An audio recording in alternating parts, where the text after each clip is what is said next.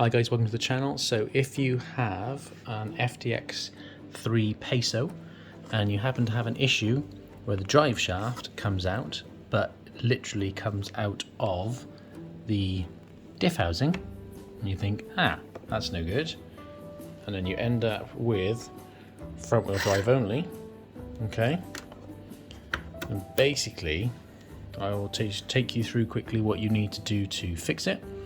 So you can quite commonly get it on RCs where, if I just show you the drive shaft, you quite commonly get it on RCs where the little grub screw on the drive shaft comes undone from the output shaft, normally because there's not enough thread lock on it, or it's not tight enough. But in this instance, the actual output shaft has come out of the diff completely, which is not very good, okay? Now, basically the reason for this is there is a tiny little grub screw on the output shaft, which is a really poor design. Instead of it being a C-clip like you'd normally have, it's a little grub screw. And basically that grub screw's come loose, then the output shaft has disconnected from the little pinion gear, and obviously it means then the drive shaft just falls out and you've got no drive. So really easy to get to your differential. Okay, now obviously on the front it's going to be slightly different. You would have to disconnect your steering linkage and then take your wheels and your arms and everything off, yeah, or your shafts. But on the rear, dead simple. Basically you've got, I'm going to get my scientific pointer, you've got 4 little Allen screws, which I think is like a 1.5 mil Allen. Okay, so there's 4 screws just holding the diff cover in, and then there's these 2 screws here and here, which hold in the stub axles. Okay, so if I just put you down a second, I've already removed the screws for the diff cover, so if we pop that off, okay, and you can see once that comes off, you can see inside the diff housing, okay, and there's our actual differential. Okay, now if we just take these 2 screws out here, we can remove the stub axles, and then I'll show you what it all looks like. Under your screws, that one, and also this one over here. Okay, nice and easy. They're not very tight. You'll hear a little click as you undo them first of all. So let me just get the 2 of these out. Okay, screws out. Okay, so we've got our second screw out, which is down there. Okay, and then basically all you do is just pull on the stub axle, and out it comes. Okay, so that's that side. This is our driver's side, depending on where you come from. And then pop the other side out. Again, that's out. Okay, and then once that's out, you can then just pull your differential out.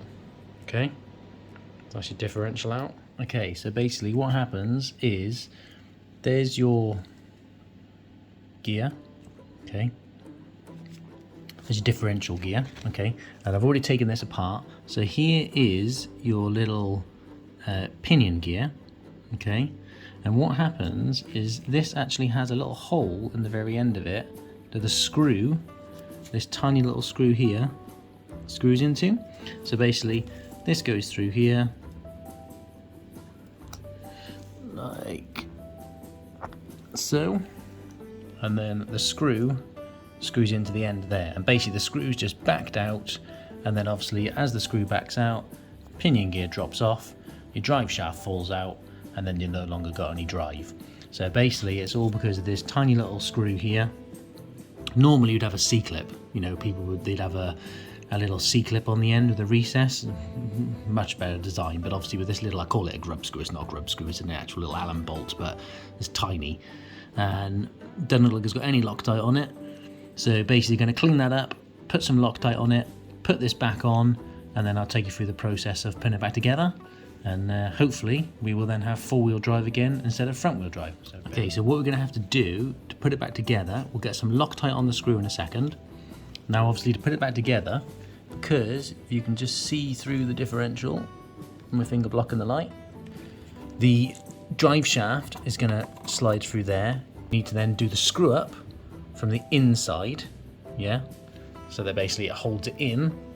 Then we'll put our differential back in, and then obviously reconnect our shafts. So first of all, let's just pop the drive shaft back on this side of the drive shaft. Okay, so just pop the drive shaft back on. Obviously it just slides on. There's basically, you know, it has these little recesses on the side, so nice and easy to pop back in. Now once that's in, what we want to then do is just pop it through here, through your actual bearing. Okay, slide that in. Okay, so that's now in there, gone through.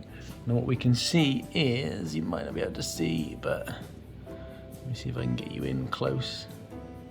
No, you can't really see because I can just about see it there, but basically it's now coming through the end. Okay, so now what we're going to need to do is we're going to put a little bit of Loctite on our screw, then we'll slide our little output shaft pinion gear, whatever you want to call it, on, and then we'll do our screw up, and then we'll be able to put it back together.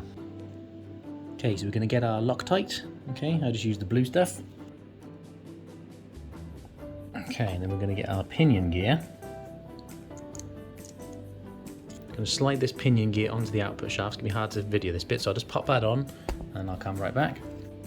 Just about make that out. Our pinion gear is now just slid onto the end there. Okay, so now we're going to get our little screw. I'm just going to screw that in. But basically what we're going to do is just hold the drive shaft as you put the screw in so it doesn't fall out, and then it should be able to just screw it in nice and tight. Bear with me a second.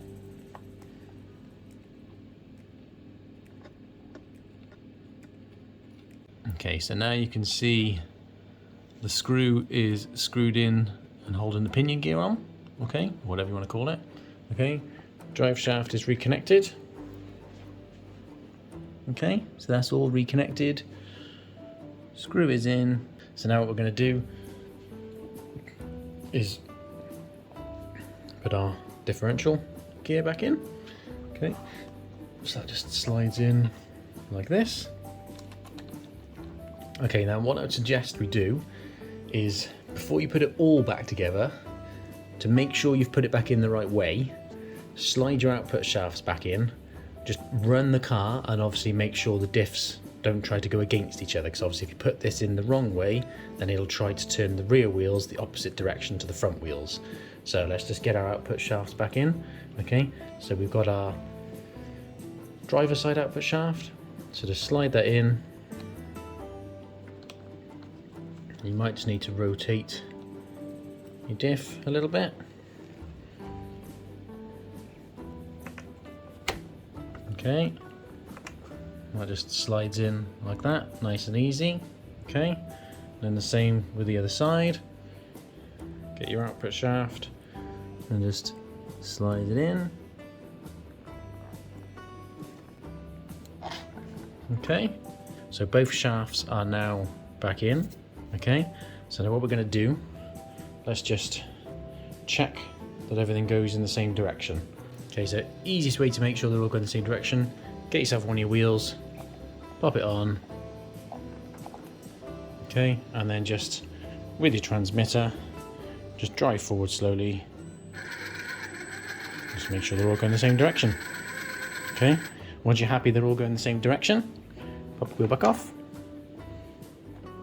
Now all we need to do is put our two screws back in here and here, okay, to hold our drive shafts in, or output shafts, whatever you want to call them, okay, and then we'll put our diff cover back on, which is down here, okay, and then put the four screws back in. Now what I'd suggest you do as well is put some grease back on the differential. I'm going to use some marine grease, so let's just do that quickly. So I just use this white grease, marine grease. Okay, I'm just going to put some on the actual differentials. I've just put some over the bearings as well, just because RRCs go in the water quite a lot. So just put some on the output shaft, on the output gear, on the diff gear, and on the bearings. Up to you how much you want to use. I've put a little bit more in there, just to try and help it protect from some of the water a bit. But obviously, you know, if you just want to put a little thin layer on there, absolutely fine. You know, it comes as standard, just with a tiny little bit of thin layer of grease. You know, you decide how much grease you want to put in there. But now we've got our grease back on, let's get our 2 screws back in, let's get our 4 screws back in for our diff cover, and then we'll check it's all working. Okay, once you've got your 4 screws back in your diff housing, okay, and your screw here and your screw there, everything's back together. All you need to do is put your wheels back on, tighten up your wheel nuts, and job done. So let's just do that quickly. Boom, wheels are back on. Okay, so now we should have 4-wheel drive again instead of 2-wheel drive.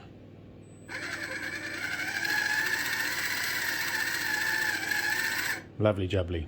Leave your Loctite dry a little bit so that obviously your screw just doesn't back out straight away. Back. So your screw doesn't back out straight away. I hope you find that helpful. If you did, please drop us a like down below. Drop a comment if you've got any questions. Don't forget to subscribe. Thanks so much for watching, and we'll see you in the next one. Cheers.